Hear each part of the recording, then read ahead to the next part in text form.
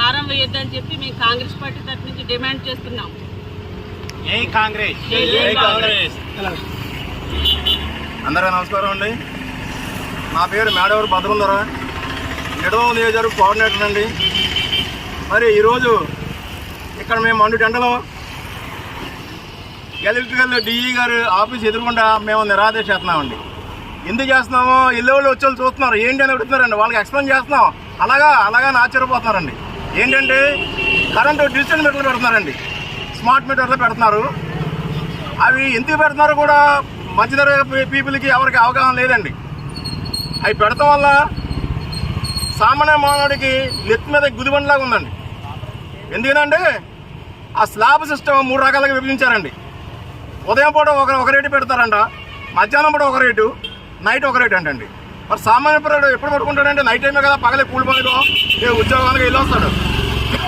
ఆ night time పడుకున్న టైంలో రేట్లు పెంచుతారంటే కరెంట్ ఛార్జీలు. ఇది ఎంతవరకు సబబని చెప్పి మేము మోడీ గారిని అడుగుతున్నామండి.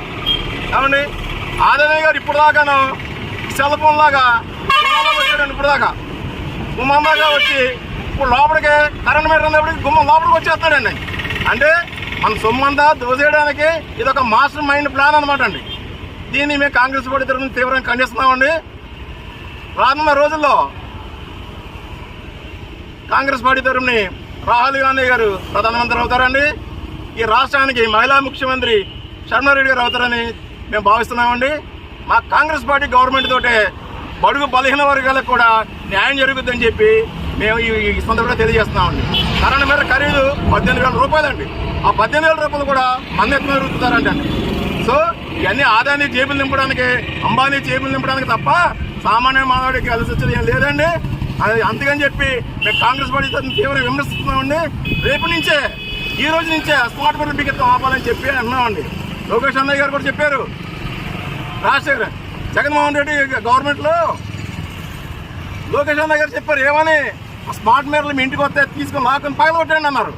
ఇప్పుడు అదే పని చేయమంటారు మమ్మల్ని కూడా. దయచేసి అర్థం చేసుకుని ఈ కార్యక్రమం విరమిస్తారని చెప్పి మా కాంగ్రెస్ పార్టీ తరఫున మేము డిమాండ్ చేస్తామండి. జై కాంగ్రెస్. జై కాంగ్రెస్. జై కాంగ్రెస్. జై కాంగ్రెస్. రాహుల్ గాంధీ గారి నాయకత్వం, రాహుల్ గాంధీ గారి నాయకత్వం, శర్మారెడ్డి గారి నాయకత్వం, విశ్వేశ్వరరెడ్డి గారి నాయకత్వం. జై కాంగ్రెస్. జై కాంగ్రెస్. మరి రానున్న రోజుల్లో ఈ ఉద్యమాన్ని ఇంకా తీవ్రతం చేస్తామండి. ఇప్పుడు మేము ఈ నిడదవోలు టౌన్లోనే పెట్టామండి. రేపు నుంచి పెర్రల మండలం, కొండాపురం మండలం నియోజకవర్గంగా మరి ఈరోజు నిడదవోలు నిరాదేశ చేస్తున్నామండి. ఇది ఇలాగా కొనసాగితే కనుక మేము ఈ నిరాదేశం ఇంకా ఉధృతం చేస్తామండి. రానున్న రోజుల్లో ఆమాన దర్శకులు కూడా మేము వెనకాడబోమని చెప్పి ఈ సందర్భంగా మీకు తెలియజేస్తున్నామండి. కామన్ స్థాయి కానించి ఉన్నవాడి దాకా దీని గురించి అవగాహన లేదండి. మేము అవగాహన తీసుకొచ్చి అవేర్నెస్ తీసుకొస్తామని చెప్పి ప్రతి మండలానికి కూడా వెళ్తా కూడా మేము సిద్ధంగా ఉన్నామని చెప్పి ఈ సందర్భంగా మీకు తెలియజేస్తున్నామండి. జై